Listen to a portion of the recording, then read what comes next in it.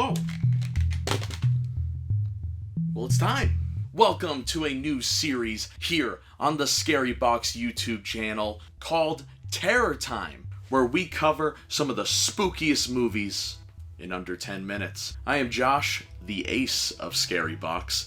With me is the owner of Scary Box and other various pieces of content I create. It's Mr. John Von Hollywood Porolsky. Hello, Josh. What's wrong, John? Horror sequels suck, man. Why are we kicking off a new series with a sequel? Well, John, here's the thing. I think this is one of the greatest sequels of all time, and one of my personal favorite horror movies. This is Psycho 2. And this is also Terror Time.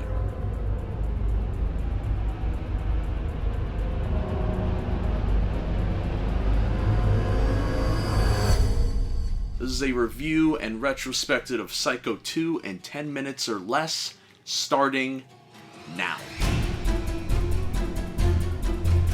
The film is set 22 years after the events of Hitchcock's classic Psycho. Norman Bates, being reprised by Anthony Perkins, has been released from prison and can now live a normal life. Some of the town isn't happy about that, including the sister of the woman he killed in the film, Leila Loomis. My name is Mrs. Lila Loomis. Cast-wise, this is a crazy good performance from Anthony Perkins. Of course.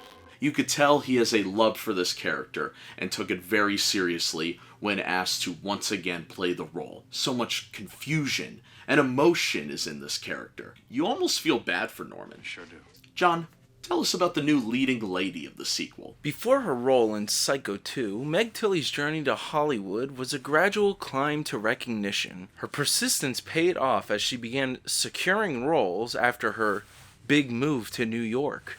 Her role in Psycho 2, released in 1983, was undoubtedly the turning point in her career. Meg Tilly portrays the character of Mary Loomis, who is the one that befriends Norman Bates. Boyfriend troubles, poor child. Her performance was critically acclaimed for her depth and subtlety, showcasing her immense talent. The film's success, both commercially and as a cult classic, introduced her to a wider audience and firmly established her as a talented actress in Hollywood, as well as setting her on a path to become a respected actress. The film shows us the relationship between Norman and Mary as co-workers and then eventually roommates. And they were roommates.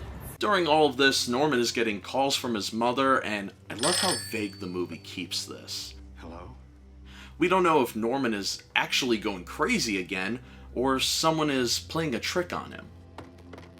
And now, here is Mr. JVH going into the haunted spoiler house. Do I really gotta go in there? Yes, of course. For the content. Of course. Yippee, the spoiler room. It's time for the big twist. After what appears to be a kind friendship between Mary and Norman, we find out she's the daughter of Lila Loomis and is in cahoots with her mother to recreate the murder scenario that would incriminate Norman and get him reinstitutionalized. The climax of the film is honestly stressful to watch. Norman increasingly becomes stressed after those multiple phone calls from his mother and even the murder of 2 teenagers in his house. Wild. And when we find out that Mary has been working with Lila to frame Norman, it's a heartbreaking moment, but was definitely expected after she was being so sus. But wait, there's more! All of this buildup leads to an even more shocking revelation. The discovery that Norman Bates' mother isn't even his biological mother. Well, I was expecting someone. I just wasn't. This revelation is a pivotal moment at the end of the film as it challenges the very foundation of Norman's identity and the audience's understanding of the character. It also adds a layer of sympathy for Norman, as it implies that much of his psychological distress may have been the result of manipulation and deception from the start. The revelation of both Mary betraying Norman and Norman's mother is a masterful narrative device, as it not only subverts expectations, but also elicits a complex mix of emotions. It leaves the audience with a sense of empathy for Norman and a fresh perspective on this character, which was essentially breathing new life into the horror franchise of Psycho. Can I leave the room now? Thank you, John, for the fun spoilers in there. But overall, this is a great sequel. It is amazing there is a 20-year gap between the making of this film and the original. What? They managed to evolve the story of Norman Bates instead of just doing the same thing. They understood, hey, we are in the 80s slasher era. Let's adapt and let's make some of this a slasher. And it's got very 80s type slasher kills. If you haven't seen this film yet, I highly recommend it during the spooky season.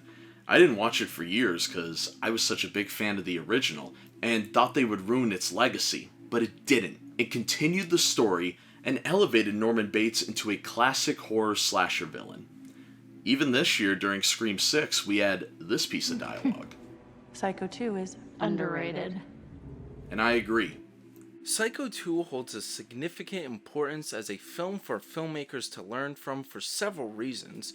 First, it demonstrates how a sequel can successfully reintroduce a beloved character and franchise with creativity and respect for the source material. We don't have a lot of that nowadays in filmmaking. It manages to both honor the legacy of the original Psycho while offering a fresh and compelling new narrative. The film showcases the power of a well-executed twist in storytelling, surprising and engaging the audience by challenging their preconceptions. It also highlights the importance of character development, as it deepens the complexity of the iconic Norman Bates character, offering a more empathetic perspective. Ultimately, Psycho 2 serves as a valuable case study for filmmakers in terms of building suspense, as well as crafting memorable characters and breathing new life into a classic story. Be sure to let me know what you think of the movie. Thank you all for watching this first episode of Terror Time. If you liked it, we got more coming throughout the rest of Scary Boxtober. Also, don't forget to check out Monday Night Call on Shockwave Sports. Thank you all for watching, and goodbye for now.